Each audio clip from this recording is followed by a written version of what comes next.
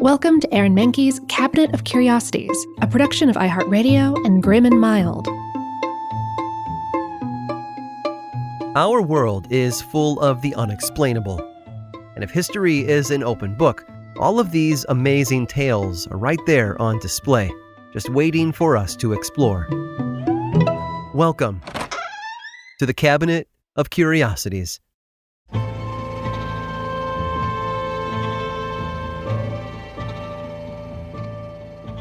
It's rare that we have a boss who stands behind us and defends us from unfair criticism. When an angry customer or a demanding executive tries to corner us into caving into every one of their demands, it's nice to know that there's a manager in our corner who will keep the unreasonable at bay.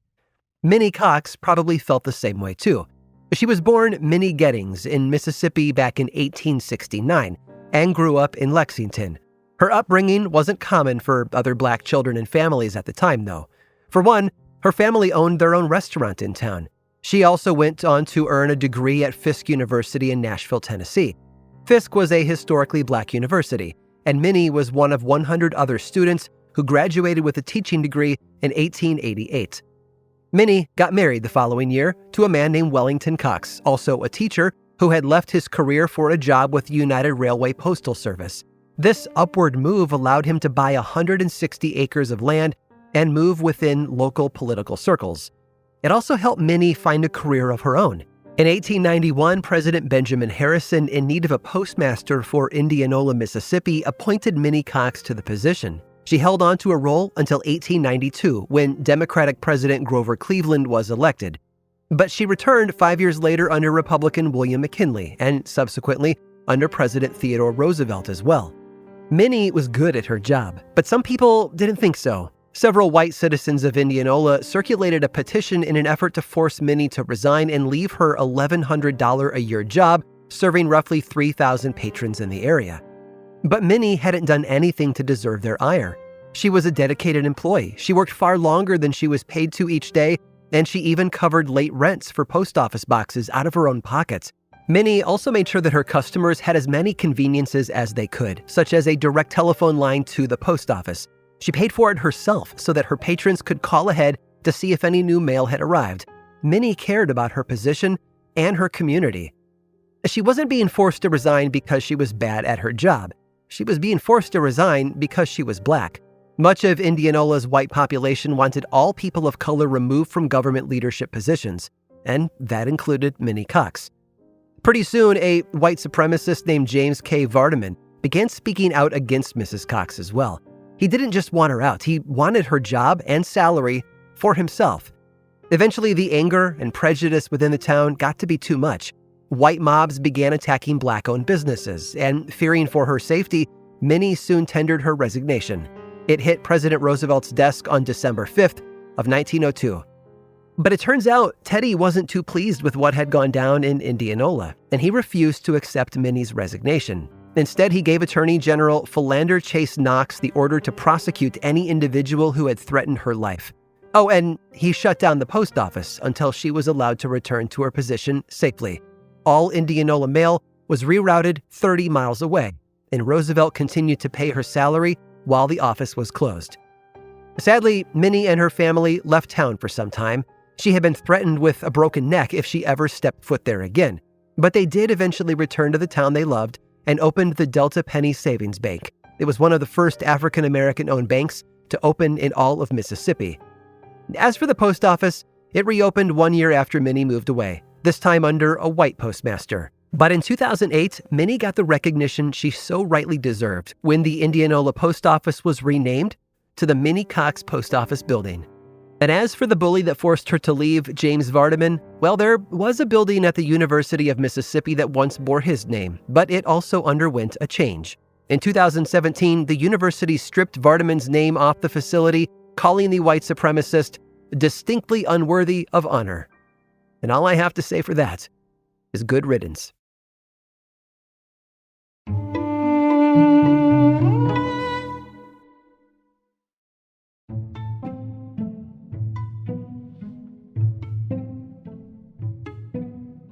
Everyone has a different idea of how they want to be dealt with after they die. Many buy plots in a cemetery so they can be buried alongside lost loved ones. Others may opt to be cremated and have their ashes spread over somewhere that was meaningful to them while they were still alive. Joseph Marginat, though, went another route entirely. Born in Missouri in 1860, Joseph lived in Carondelet, a neighborhood in southeastern St. Louis. His parents were landowners and eventually sold some of their property to the city, which then became part of Carondelet Park. Joseph was a devout Catholic, though not so much in practice. Sure, he attended Mass at the local church, but according to his descendants, he wasn't the nicest guy in town. When kids would accidentally hit their baseballs into his yard, for example, he would take them inside his home, leaving the children scrambling for a new ball to play with, and hopefully sending them with a warning to not play near his house again. But Joseph was a complex man. He was religious. He just didn't care much for the children who lived in the neighborhood, and he was fascinated by Egyptian archaeology. In 1922, Egyptologist Howard Carter led a team of explorers into the Valley of the Kings.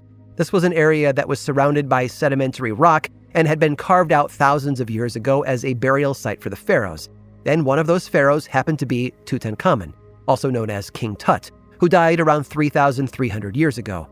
Joseph Marginat had cut out and kept several newspaper clippings about the discovery of King Tut's tomb.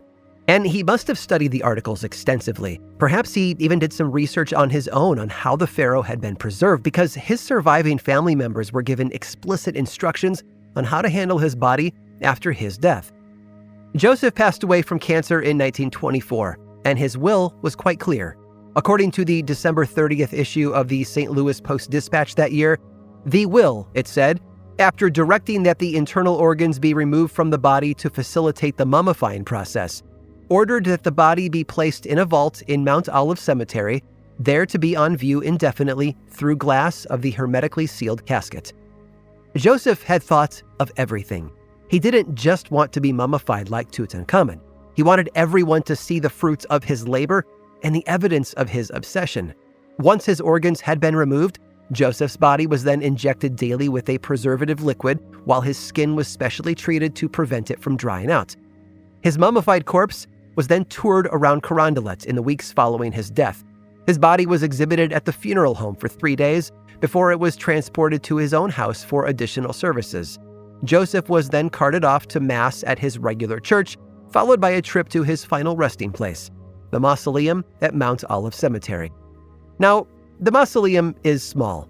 According to an article in The Telegraph, it's no bigger than a standard backyard shed. As you step inside, you'll notice 2 large shapes, one on each side. To the right is a sarcophagus, which holds the remains of Joseph's mother and father. And to the left is a brown coffin, elevated on some kind of platform and coated in dust. Once the latches on the outside of that coffin are popped and the lid is lifted, you're able to see what Joseph Marginat had planned all along.